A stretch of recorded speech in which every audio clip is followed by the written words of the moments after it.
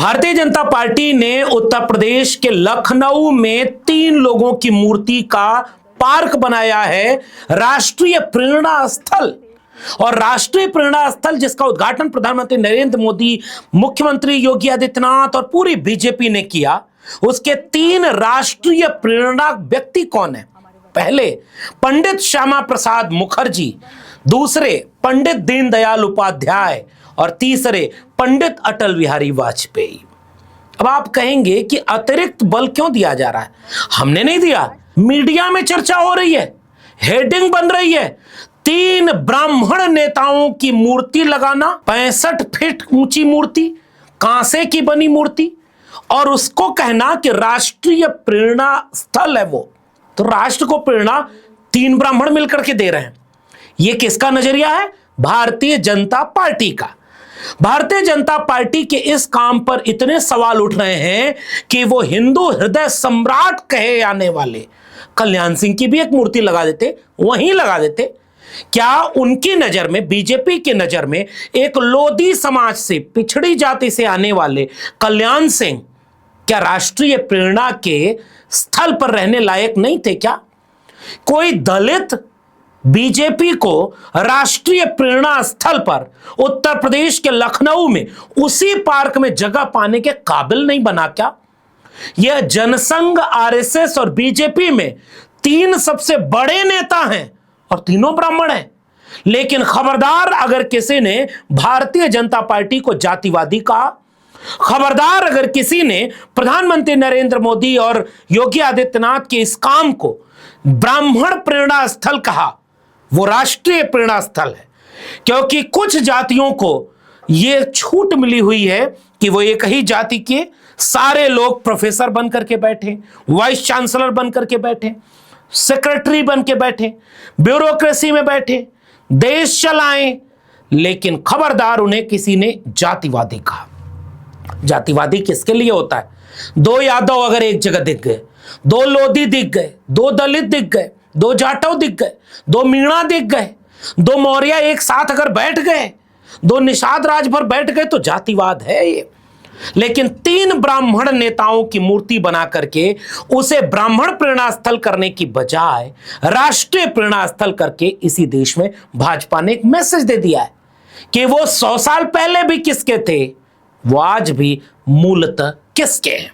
लेकिन बीच बीच में वोट चाहिए जनतंत्र में, तो देश में आबादी के हिसाब से 3 से 5% जिस ब्राह्मण कम्युनिटी की आबादी बताई जाती है, वह बीजेपी और आरएसएस की अगुवाई में देश में 5% है। मान लीजिए, मैं बढ़ा के बोल रहा हूं दरिया दिले दिखाते हुए। जाति जनगणना हो नहीं रही है, वरना पता चले कि ओरिजिनल कितने हैं। कुछ लोग कहते हैं कि 1.5%, 2%, 2.5% से ऊपर तो जाना मुश्किल है। और उन सारी जगहों पर राष्ट्र में जगह कितनी घेरे हुए?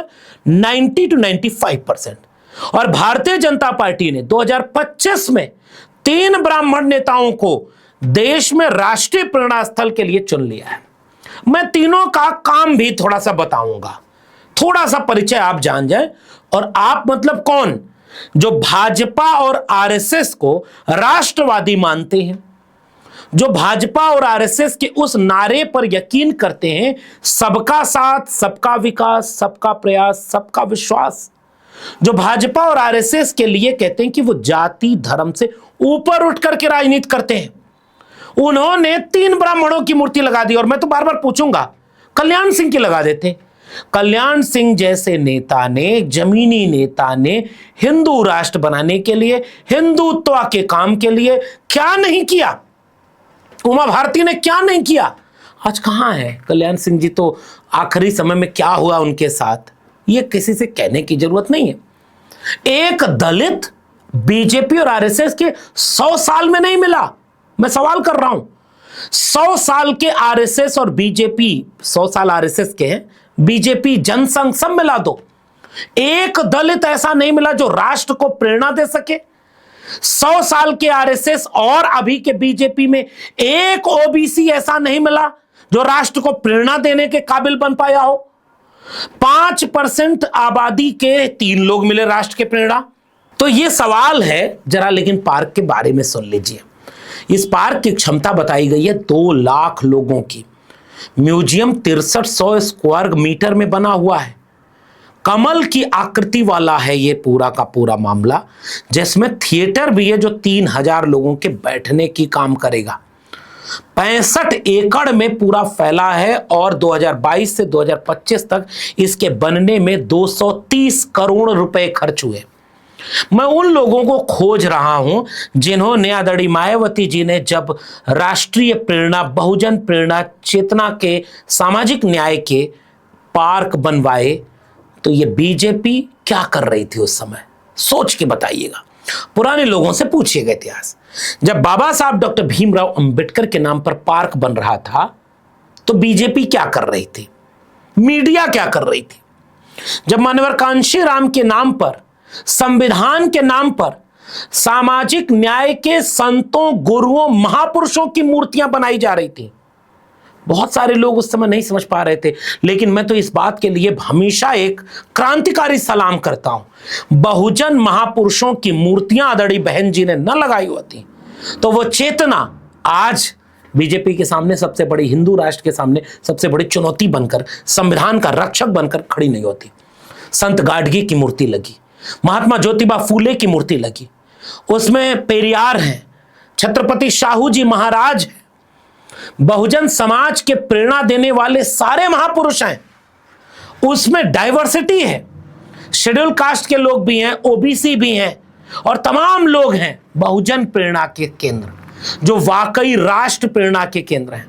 और भारतीय जनता पार्टी ने पंडित श्यामा प्रसाद मुखर्जी, पंडित दीनदयाल उपाध्याय, पंडित अटल बिहारी वाजपेयी, श्यामा प्रसाद मुखर्जी से शुरू करते हैं। श्यामा प्रसाद मुखर्जी संविधान सभा और उसके बाद जाति आधारित आरक्षण के विरोधी थे। श्यामा प्रसाद मुखर्जी जनसंघ के वे नेता थे जो आरएसएस के उस विचार से सहमत थे कि इस देश में संविधान पूरा अच्छा तो नहीं बना, जाति आधारित शेड्यूल कास्ट, शेड्यूल ट्राइब और ओबीसी को मिलने का जो रास्ता मिला था आरक्षण का, उसका विरोध कर रहे थे पंडित श्यामा प्रसाद मुखर्जी। संविधान सभा के बाहर उन्होंने वक्तव्य दिया और लेख लिखा कि special political privilege based on religion और कम्युनिटी वीकेन द नेशन, यानी जाति आधारित आरक्षण भारत को कमजोर करेगा, राष्ट्रीय एकता को कमजोर करेगा। श्यामा प्रसाद मुखर्जी उस हिंदू राष्ट्र के पैमाने पर आरएसएस के साथ खड़े थे जो मनुस्मृति को मानती थी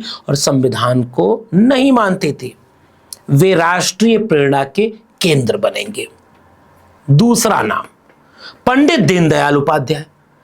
पंडित दीनदयाल उपाध्याय वे शख्स हैं जिन्होंने जाति आधारित आरक्षण का जमकर विरोध किया है, जमकर विरोध। 1965 की व्याख्यान श्रृंखला जो प्रकाशित हुई है इंटीग्रल ह्यूमनिज्म, उसमें वो साफ तौर पर कहते हुए सुनाई देंगे कि समाज को जातियों में बांटकर राज्य यदि विशेष अधिकार देता है तो वह सामाजिक समरसता को स्थायी रूप से नष्ट करता है। Pandit Deendayal Upadhyay SC, ST, OBC को जाति के आधार पर मिलने वाले आरक्षण के विरोधी थे। भाजपा कह रही है कि वही पंडित दीनदयाल उपाध्याय राष्ट्र की प्रेरणा के केंद्र में बीच में रहेंगे।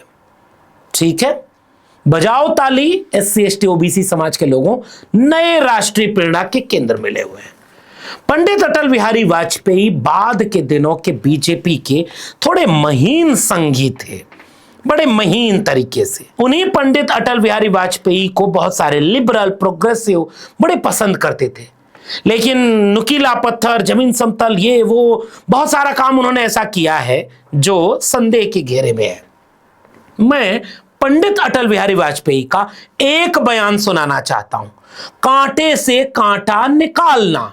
बाकी समझदार बहुजन समझ जाएंगे कि पंडित अटल बिहारी वाजपेयी कितने बड़े राष्ट्रीय प्रेरणा केंद्र हैं एससी, एसटी, ओबीसी के लिए। उस बीएसपी से समझौता कर लिया, उस मायावती को मुख्यमंत्री बना दिया उत्तर प्रदेश का।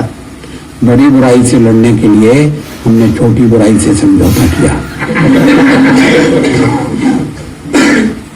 कभी कभी व्यवहारिक जगत में ऐसा करना पड़ता है, कांटे को निकालने के लिए कांटे का उपयोग करना पड़ता है और फिर दोनों कांटों को फेंक देना पड़ता है। और हमने उत्तर प्रदेश में यही किया है, एक कांटे से दूसरा कांटा निकाला और दोनों कांटे फेंक दिए। अब जरा जाते जाते उन कुछ टुकड़ों को सुन लीजिए जो आज के तारीफ के कसीदे पढ़ते हुए प्रधानमंत्री ने बोले, मुख्यमंत्री ने बोले, और उनसे यह फैसला लीजिए कि पार्क बनाना पैसे की बर्बादी है, मूर्ति लगवाना पैसे की बर्बादी है, मूर्तियां नहीं लगानी चाहिए, ऐसा कह करके दलित पिछड़े जाति के नेताओं को अपमान करने वाली मीडिया चुपचाप इसका गुणगान करने के लिए बैठी है। वे सारे बीजेपी और आरएसएस के लोग चुपचाप इसकी तारीफ कर रहे हैं कि राष्ट्रीय प्रेरणा केंद्र क्या भव्य बना है साहब, किसका पैसा लगा है।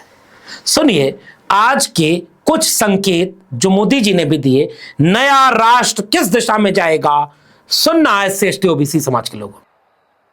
ये राष्ट्र प्रेरणा स्थल उस सोच का प्रतीक है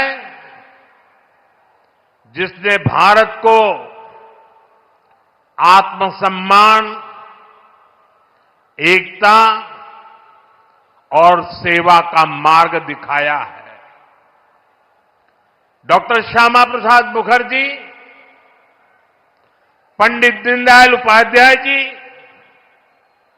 और अटल बिहारी वाजपेयी जी, इनकी विशाल प्रतिमाएं जितनी ऊंची है, इनसे मिलने वाली प्रेरणाएं उससे भी अधिक बुलंद है। बाकी जाते जाते ये सवाल आप भी लोगों से पूछिएगा। भाजपा और आरएसएस के अब तक के इतिहास में केवल 3 ब्राह्मण मिले जो राष्ट्रीय प्रेरणा के केंद्र बन सके।